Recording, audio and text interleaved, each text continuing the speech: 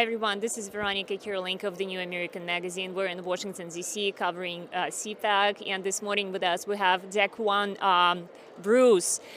He is an executive director of the Concerned Communities for America, a nonprofit organization focused on outreach in Black and Brown communities. Mr. Bruce, it's been a mainstream narrative that America is a very evil, systemically racist place. Do you agree with this? No, I don't fundamentally agree with it. I think that there are some aspects of our society, some laws and policies that have been in place for generations that are inherently, racist. Have been practices that, have been targeted toward, Black and other minority communities. However, to say that the country is systemically racist is to say that it's at its core beyond redemption, right? And I don't think that we are beyond redemption. I don't think that we are in a place now where we are committing, acts against one another. We're passing laws with the sole purpose of, singling out, targeting, of abusing or oppressing another group that isn't the minority. Isn't the majority. So to say that America is fundamentally systemically racist, I wouldn't necessarily agree with. But there are a lot of things that we do need to address as far as the history of our country goes. Yeah, would you please give us a couple of examples of such issues that put Black and Brown communities in a disadvantaged position?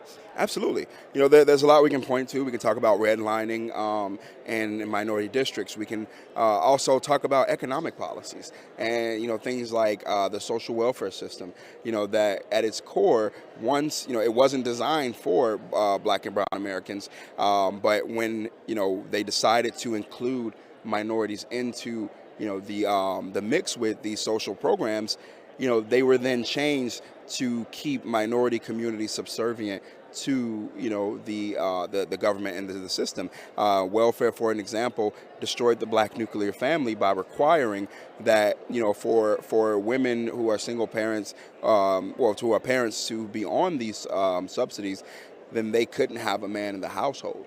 Right. That was a policy that was started with the intent of saying, if you want government support, you need to bend to the government's rule, and the government's play at that was to fundamentally cripple the Black community by destroying the family. You can also look at healthcare policies and how minorities oftentimes receive less quality healthcare, and that is by design. But those are also policies and those are also programs that if we wanted to as a country, we could look at under strict scrutiny and we could change.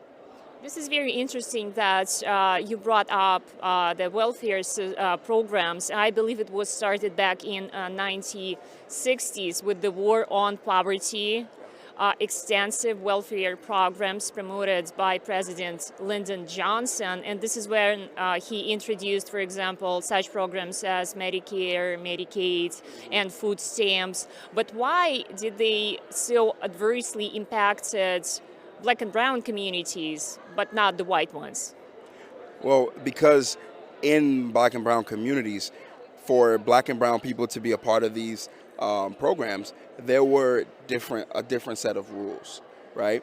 And many Black people had to abide by these set of rules. And like I said before, specifically around the breakdown of the Black nuclear family. I grew up in a family that has, for generations, and I'm fortunate that in my mom's generation it kind of stopped, but we passed down the social welfare program, right? And my great grandmother was on those programs, and my great grandmother was on those programs, and my grandmother for a while was on those programs, and then my grandmother decided to do something different where she wouldn't pass that down to her children, right? And I'm very grateful to her for that. But when I talked to her about what it was like growing up, on those systems, on those services, she would always often tell me like, oh yeah, her dad couldn't be in the house. Like when they would come and do checks and to maintain the service, that's one of the things they would look for. Does the man still live in the household? And if they did, then they would be denied services. Things like that Whereas, when you look at, non-black communities, you don't hear that story about how when they were on, those families were on these services, that they had that type of issue. Not to say that it didn't exist, but when time and time again you see how government programs came with the stipulation of removing the black nuclear family, and we can even look at just general economic policies. At Concerned Communities for America, we're engaged in what we call our Conversations with Black America tour, and last week we had a roundtable in Atlanta where we brought together over 100 black farmers, and we wanted to talk about what are the solutions that we need to increase access to land ownership in the black community. And you had many of these farmers who are Democrat. There were some who were conservative at heart. They all had the same issue that they were discussing, and that was the eminent domain taking a farmer's land.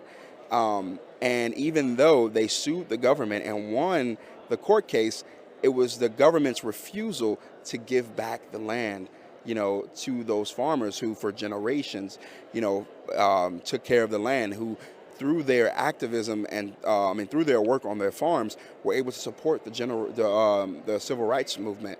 But you had a government, specifically a Democratic government, that did and continues to this day to refuse those farmers' rights that they have legally won in court. Why is that? Well, it's because we have a head of the Department of Agriculture who, one, has a track record. You can look it up of having claims filed against him for racially motivated judgment for I forget the exact terminology, but essentially for denying people rights based upon their race and their class, right? So this is a person that has continued to be appointed by the administrations. He was under the Obama administration. He's currently under the Biden administration.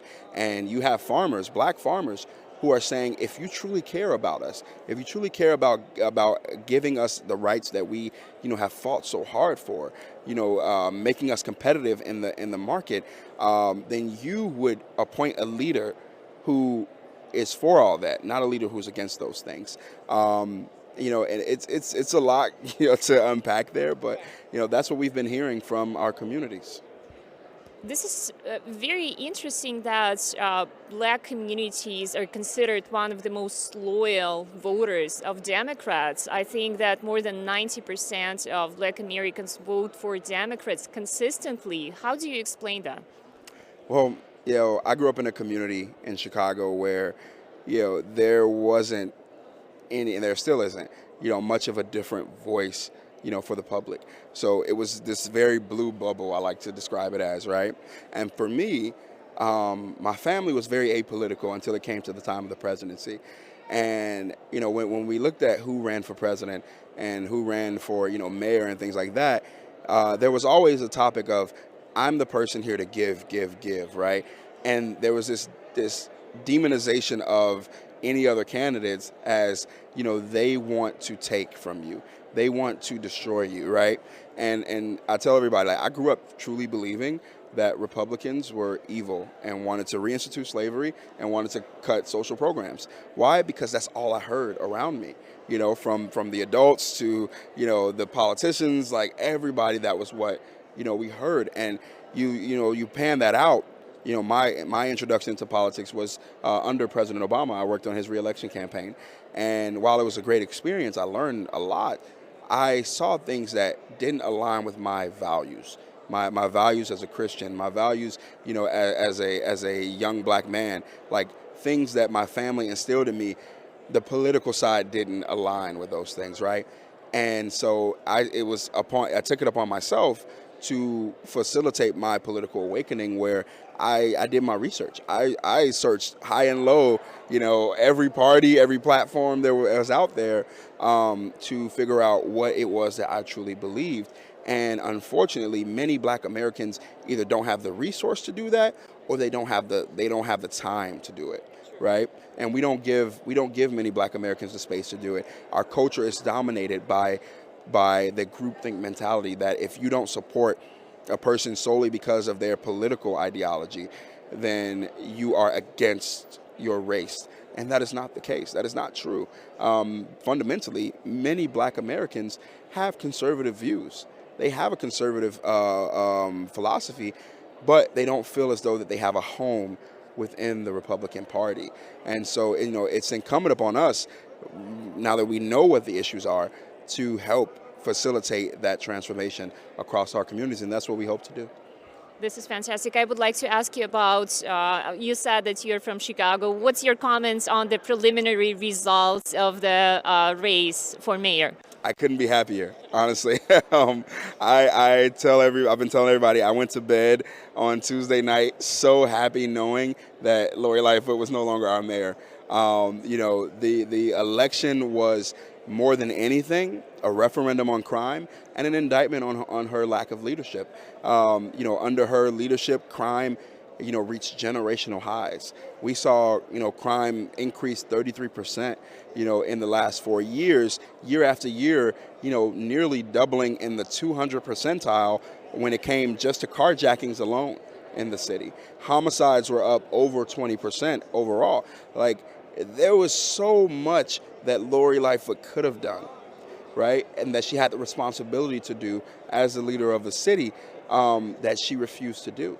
We had a mayor who would rather play into the national narratives instead of listening and leading the people of Chicago, taking their needs into account. Under her leadership, I was shot in front of the home that I grew up in, and my cousin was killed behind the church that we grew up in, and there was no support from the police. We talked to an officer, and I remember him telling my mom that he was like, there's not only so much that we can do, and he was like, many officers are going to clock in time. They're gonna take overtime trying to solve this case, but at the end of the day, they're going to come up empty. And he made the claim that Chicago has was that 70% unsolved homicide rates, and that there was no support, none, from the mayor and from the administration of the city to support and empower the police to go out there and solve these crimes. So I am happy that is no longer the case in the city. This is interesting that she built herself as a very anti-racist politician, and with all these anti-racist programs and the defund the police, she should have been successful, right? But she wasn't. I mean, unless it was her goal, right? Please tell us what's the best way to follow you and your organization and how to support you. Yeah, so if anybody's interested, they can go to our website at concernedcommunities.org. We're also on Twitter at CC_4A, and then Instagram at Concerned Communities for America.